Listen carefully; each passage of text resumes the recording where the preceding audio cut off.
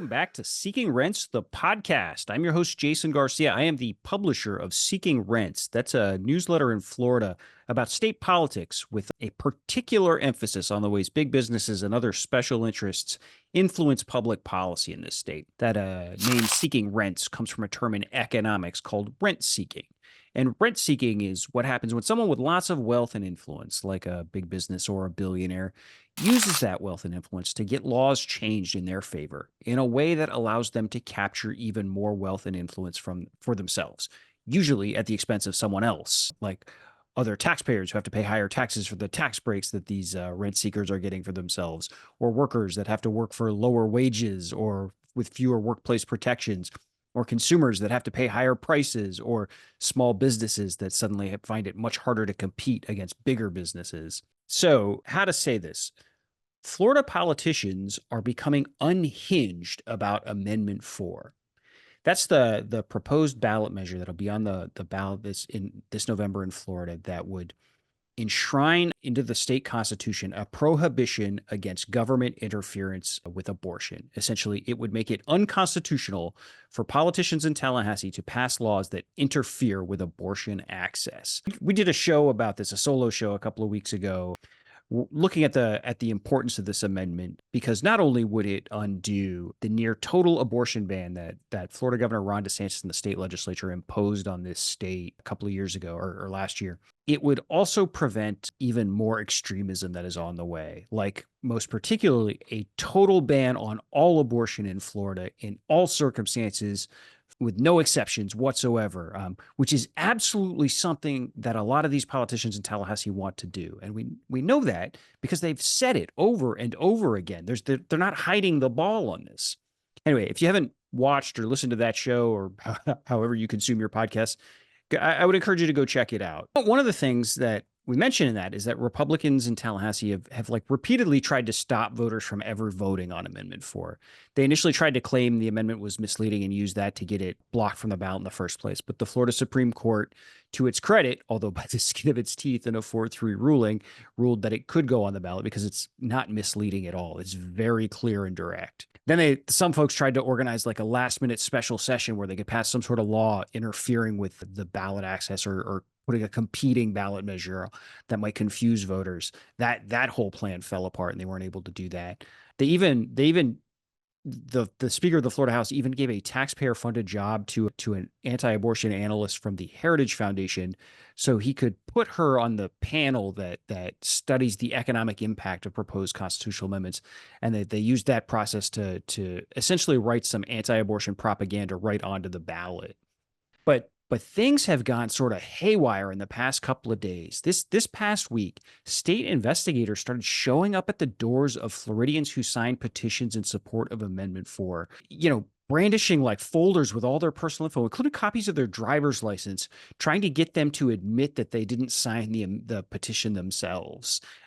These are petitions, by the way, that have already been verified and approved by local county supervisors. This amendment has already been certified for the ballot, but it certainly gives off the appearance that the governor's kind of election stormtroopers are trying to invent some sort of claim of fraud that they can use to at least undermine confidence in this amendment.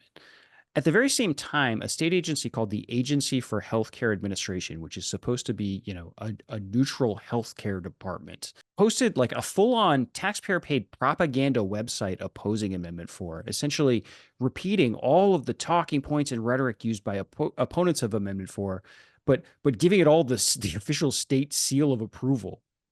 I've been covering Florida politics for 20 years now, and we've had some really tough amendment battles. Like just a couple of years ago, there was a big fight over whether or not to raise the minimum wage.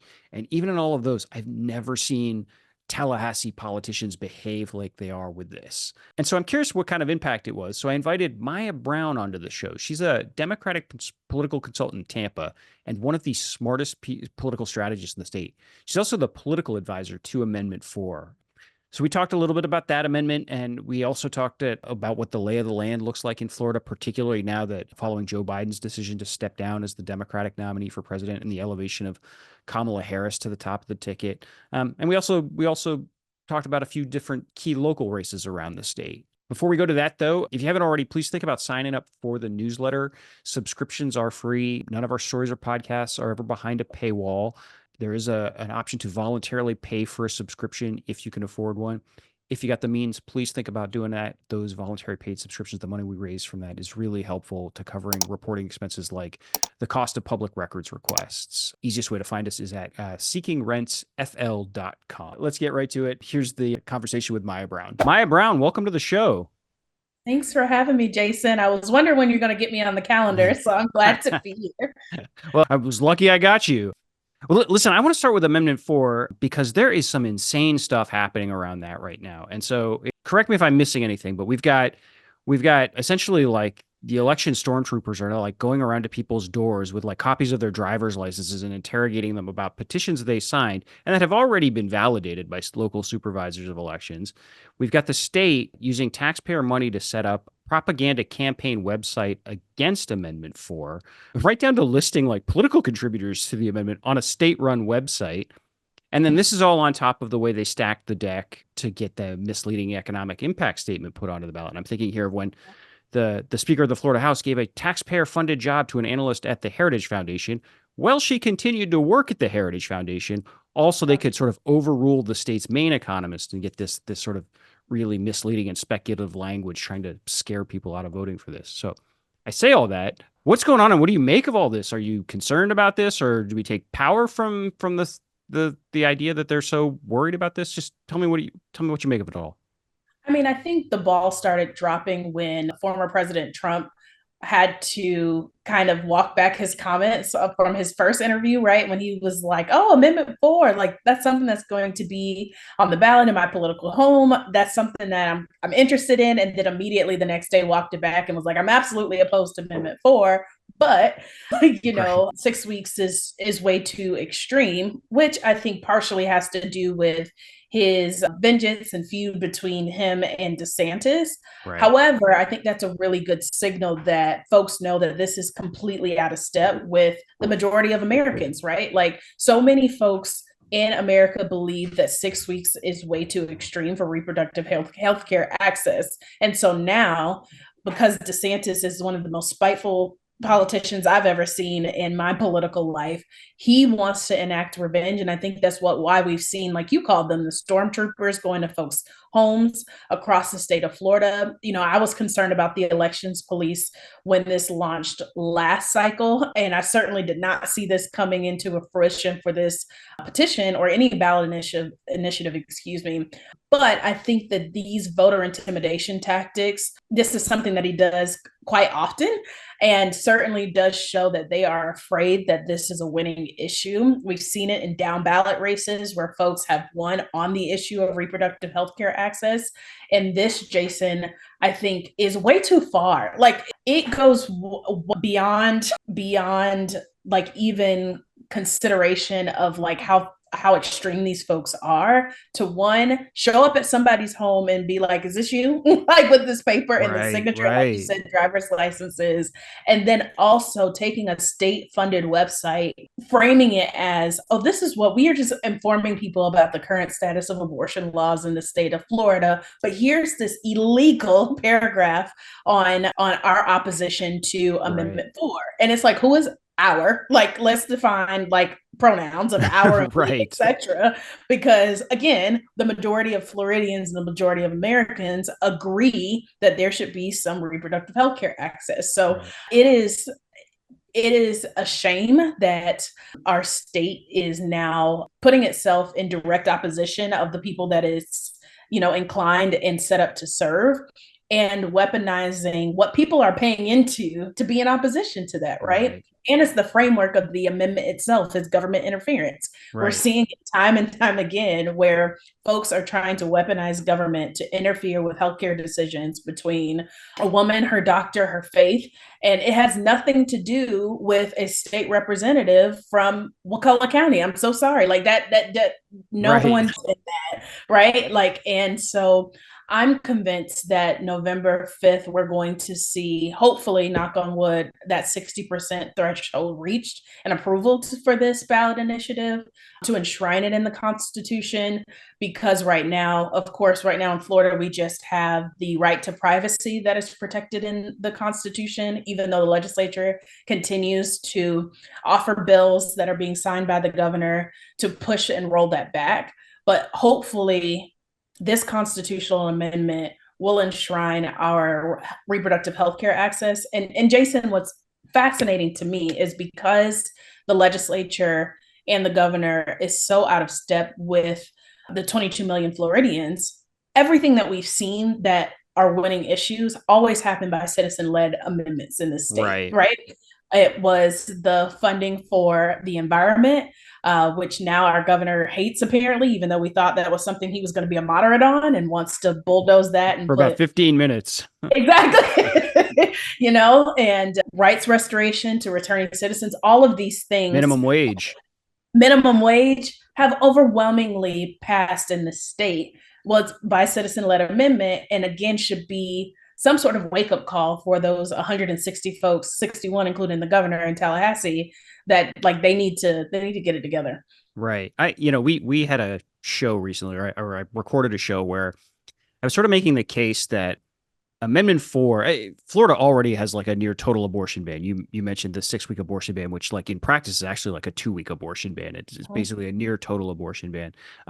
But Amendment 4, not only do you need it to sort of overturn that, but these guys are making no secrets in Tallahassee that they want to ban all abortion. I mean, they're on the record. There was a Republican representative from Miami who filed a bill that would ban abortion in all situations from the moment of conception. There are people in Tallahassee that want to pass full fetal personhood, right? And essentially give the same legal rights a person has to an embryo, right? And that would absolutely shut down in vitro fertilization, no matter how they try and change it. And we've got judges that have been appointed to these courts that have said that a fetus is a person and that a young woman can't get an abortion if her grades are too low. Like there's just some crazy extreme stuff around here.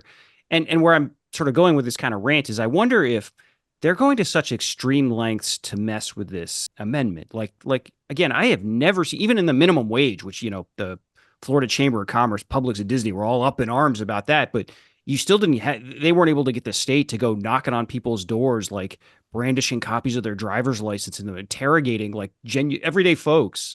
I wonder, what does the fact that they're willing to use such extreme tactics, does that become a powerful messaging tool to show people like just how much these guys really do want to interfere with abortion? Like, is there a way to turn that around? I think we've seen that already, especially from our elected officials in a bipartisan manner. Like I've seen tweets and posts online where folks are talking and uplifting the fact that, one, it's illegal to use a state website. And I believe so many of them have already referenced the statute that says that anything in an official capacity cannot be used to interfere with or influence elections. And so the use of that state agency website, obviously, is relevant to that. But our elected officials are amplifying this and saying like, hey, this is a problem. And certainly so many folks, one, don't know about this because of the shadiness of it all. And so when we are shedding light on these two issues, and folks, unfortunately, who are being impacted by this are using their own voices. One of the gentlemen whose house was visited by the stormtrooper election police force posted about it on Facebook. And so many people are like, WTF, what do you mean they just showed up to your house? And what happened to the free state of Florida, right? And like all of these messaging tools that they try to use about the free state of Florida, small government, we want limited government interference, they contradict themselves every day of the week on it. And so I certainly think that it is a powerful tool, and having so many others lift that up so we get out of our bubble, our political masochist bubble of talking about this, certainly helps to shed light on the importance of this. And, so many people also then use hyperbole to say, well, if they do this with abortion, then they're going to do this with this next civil rights issue. And I don't know if that's such a far-fetched assumption, but it certainly should put people on notice that like they're willing to go to any extent to interfere with our personal decisions. Yeah. We want to limit government interference as long as you live the life we think you should live in That's exactly right. the way and according to the religion we have, right? Let me ask you one other. Jesus, right? Like Right. the religion that they claim is, and I am a person of deep faith. That is not the Jesus that I believe in. I think, the Jesus that they are espousing is not the same person that I know who went and hung out with poor folks and with women who were, I'm trying to clean it up because some people will say cheese, right? Like, and all Right. these different folks. And they are the Republicans are the ones who would never bat an eye at those same people. And Right. so again, y'all hijacked Christianity, and it's not the tenets they're espousing are not the true tenets of the faith. Yeah, that makes sense. Let me ask you one last one about Amendment 4 before I sort of go on to different stuff. But just setting aside all this stuff, how are you feeling right now? What does it look like out there? What's the reaction you guys are getting? How sort of confident are we feeling right now? Listen, we got to get to 60%, and we're Mm. working on it. And, for the past 20 years, Democrats have had a voter registration advantage, which we no longer have. I'm a Democrat for your listeners. And what's fascinating about this is, of course, it is getting folks ramped up. Folks are excited about this initiative. And we are also seeing that this is a winning issue with nonpartisan voters and also with Republican voters. So I think Right. there's going to be a lot of ticket splitting, where folks are going to vote for, maybe Republicans at the top of the ticket, maybe some Democrats like we saw in the primary with the school board members, and then, hopefully vote yes on this amendment.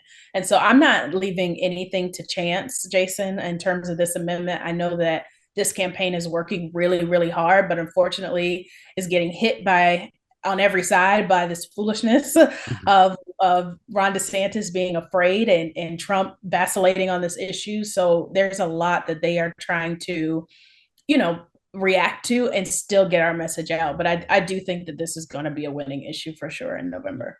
Yeah, and I think that's important. That this, from all I can tell, is holds very well with Republican voters too. There's a there's a big difference between sort of the vast majority of Republican voters, in my experience, and the Republican politicians who are generally elected by the furthest right wing fringe in a state where 90% of the legislative districts are redistricted to the point where you only ever have to worry about your primary, right? So this absolutely is not a partisan issue in any way.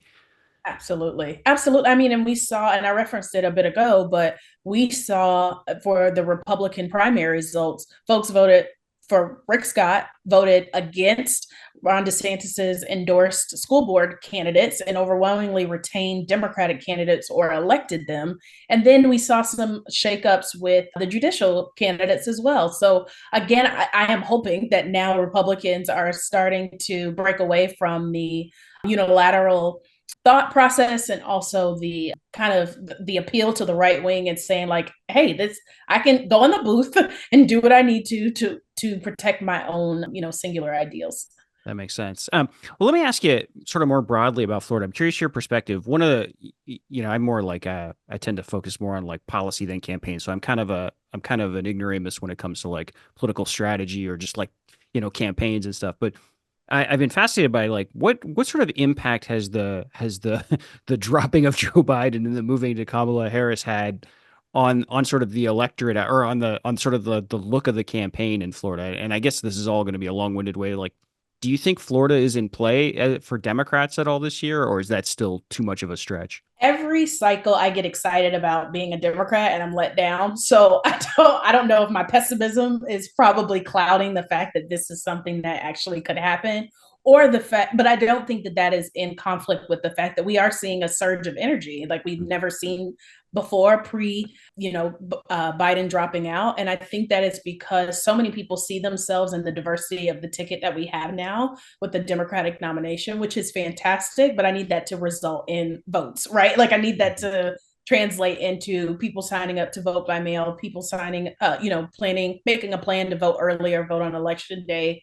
And what is concerning to me is that, again, is this enthusiasm contained in our political circles?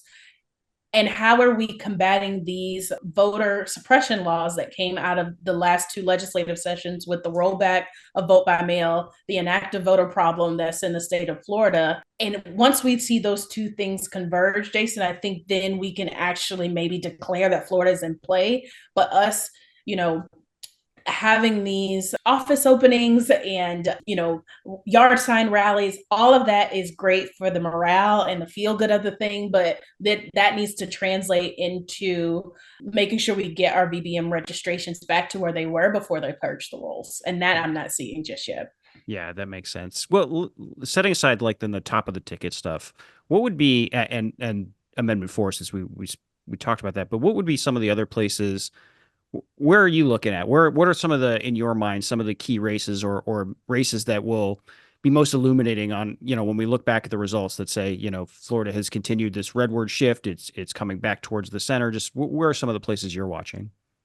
Well, the messed up thing, like you mentioned earlier, is that the maps suck, Right. and are very illegal. There's too many districts that cross bodies of water, which is illegal. And I think that that certainly puts a strain on which districts are in play. But with that being said, I still think that one of the races to watch is the Senate race with Corey Simon and Daryl Parks up in the Panhandle. I Right. think that certainly is going to be one that really sheds light on kind of what Floridians are feeling right now. Are they pushing back against kind of DeSantis appointees, DeSantis kind of lackeys, if you will, in these legislative districts? And, it's one that I think isn't going to, I think one that's a true head to head. You have two Black men who are up in the Panhandle, who I think both were born and raised there. If not, I apologize if I misspoke, but I think that certainly is going to be one to watch.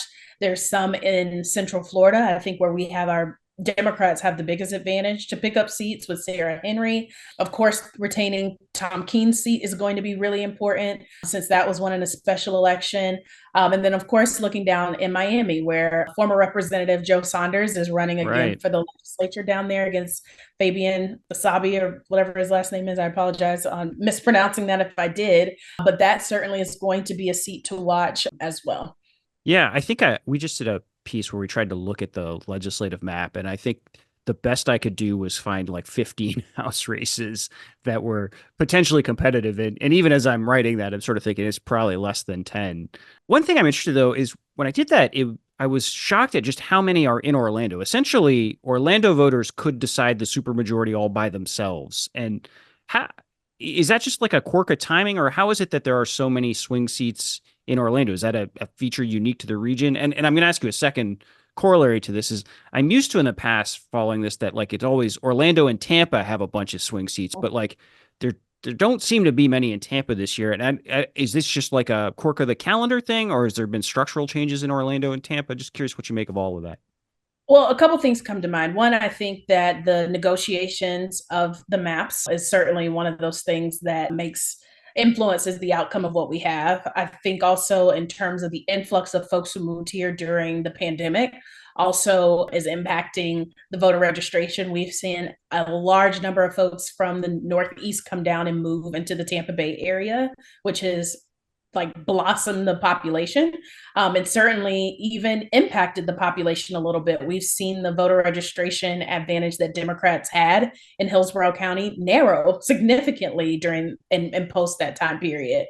And I think the third thing, Jason, is also the influx of folks from the island of Puerto Rico into the Orlando area. And so many of those folks, our Puerto Rican brothers and sisters, are now living in Osceola and Orange counties Right. and registering as Democrats. And that's where I think we also see so many, what we would call internally a minority access seat.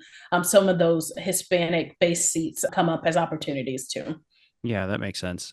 Let me ask you about another one. So you're in Tampa and I'm in Orlando, and one of the parallels there too is we each have state attorneys races where Ron DeSantis unilaterally removed the independently elected prosecutor. Yeah. One of the, we spent the start of the show talking about some of the shenanigans happening. The administration is pulling around the Amendment 4. We've seen the same sort of like games being played in our state attorney race here, where Orange County is a very Democratic county, and the DeSantis appointee is running as an NPA, There was a Republican candidate who won the primary and then immediately dropped out, and Republicans are not replacing this. All of this is clearly orchestrated to try and set up a situation where Republicans know to vote for the NPA candidate. I say all that. I'm curious what you're seeing in your race. This is Andrew Warren's trying to get his job back after DeSantis removed him to how it all ties together for refusing to criminalize women who seek abortions or doctors who provide them. What's happening over there with that race? Yeah, that race, Jason, is certainly going to be really interesting. What's fascinating about his opponent, who very similar to over there in Orange and Osceola in that judicial circuit, was appointed by Ron DeSantis. Susie Lopez had applied to be a judge 3 times and was denied before she was placed on the bench. And then, of course, named her dog Ron DeSantis, and then got appointed as totally normal. That's a totally normal thing to do. Rhonda and then Santis, first and last name.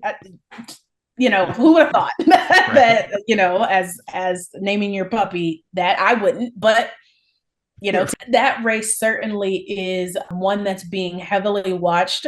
Andrew is raising really good money but got in the race after Susie announced re-election, of course. And I do think that the governor has indicated many times that he is going to be participatory in this race to help Susie get elected. It's not reelected because she's never been elected for this position before. And that, I think, is going to that race is going to come down to turnout. And certainly the folks in the margins, the NPA voters. And again, I think the main issues there, and I don't know if this is true in the Orlando area, is that folks care about crime. Like their crime has been up, and we're seeing that when, Andrew talks about the fact that since he's been out of office, crime has gone up. People are like, wait, what? Like, we need somebody who's able to get in there and make sure that they're keeping our community safe. And unfortunately, so many things are happening, not only in the state, but across the nation, that keeps safety on top of mind, just like the unfortunate tragedy, that just happened in Georgia a few days ago. That keeps people thinking about making sure that they have folks in elected positions who can make sure that their communities are safe. Yeah, that makes sense. Let me ask you one other thing, too, about it struck me as when I was looking at the primary results that there seemed to be like quite a few encouraging results, as I don't think it's any secret that I'm not a huge fan of like Moms for Liberty school board candidates. I would rather classrooms not be culture war battlefields if we could just sort of, focus on that stuff. And we saw like Ron DeSantis and Moms for Liberty school board candidates do really poorly across the board, all around the state. We also saw some pretty intriguing local elections where, in Manatee County, I'm thinking they threw out an entire slate of it kind of like hybrid developer / MAGA county commissioners, right? Or county commission candidates. And so it all seemed fairly encouraging as you looked around the state in terms of like a state kind of at least just moderating itself a little from where it's been the last couple of years. But what I'm curious to get your perspective is there anything that we can learn from the primary that informs the general, or is because the turnout is going to be so much higher, is that just like an entirely different beast, or how do those two things relate to each other if they do at all? I think it's both right? Like, one is the fact that you said that so many folks are rejecting extremism, and especially in our nonpartisan races. And we're seeing that writing is on the wall because there's a constitutional amendment on the ballot that's trying to make school board races partisan. And so that certainly is indicative of the fact that, again, when folks have the opportunity, especially in primaries, to vote their conscience and not necessarily just on partisan ideology, we get the results that we got that rejects that Moms for Liberty extremism. What also I think is an opportunity, and that we certainly need to lean into, is that overwhelmingly out of Democratic primaries, folks of color, progressive candidates win, full stop.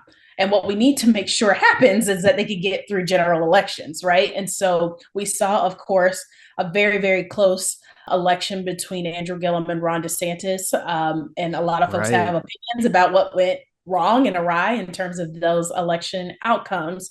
But again, when we have the diversity of those primary candidates, and we even saw that in other states, progressive and even candidates of color win primaries, how do we make sure that the institution and the center left ecosystem supports those candidates to get through the general election? And so I think that's a lesson for sure that I'm hoping that folks are leaning into, especially with Harris at the top of the ticket and understanding that that level of identity politics is inspiring, but we got to do more stuff to make sure that that actually translates into election results. And so, again, I think I'm hoping that this results in some really good wins on November 5 for candidates up and down the ballot. And Jason, I think that we still have a lot to do in terms of getting our establishment in line with the changing tide that we're seeing in terms of the type of candidates that are coming out of primary elections. Yeah, that makes total sense to me. Let me end this with, so I did a panel with a group in Brevard County, like a local civic group. It was actually about Amendment 4, and they ended their meeting with like every speaker had to give a call to action. So, it could be Amendment 4 related, or it could be however you want to take it. What would be for folks who care about these issues, for folks maybe who care particularly about Amendment 4? What is a call to action? How do they, what can they do to try and sort of make sure the state gets a little better? I would charge anyone under the sound of my voice, as my pastor would say, to text 5 people and ask them to check their voter registration status. One, to make sure that they aren't marked as inactive, right? And then secondly, to sign up to vote by mail. That level of peer-to-peer contact, whether it's a family member, a church member, a colleague, really helps move the needle in terms of getting those numbers back up. And a direct kind of pushback to what we saw the legislature do with these purges, with the legislation that just came out of these last couple sessions. So that would be my call to action to folks, because we can't leave this to chance, like I said earlier, and assume that our voter registration is intact, because they will stop at nothing and do low down dirty tricks to win. And so you might show up on election day, or, souls to the polls or whatever, thinking that your registration is valid and ready to go, or you're assuming that you're getting a vote by mail ballot in the mail, and you wait till election day and you're like, where the hell is my ballot, right? And so all of these things, I think we just need folks to do an extra step that we typically didn't need to think of before, to make sure that you are ready and prepared with a plan to cast your ballot.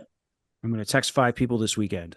I love it. I love it. Okay, great. Maya Brown, thank you for doing this. This was a fascinating conversation.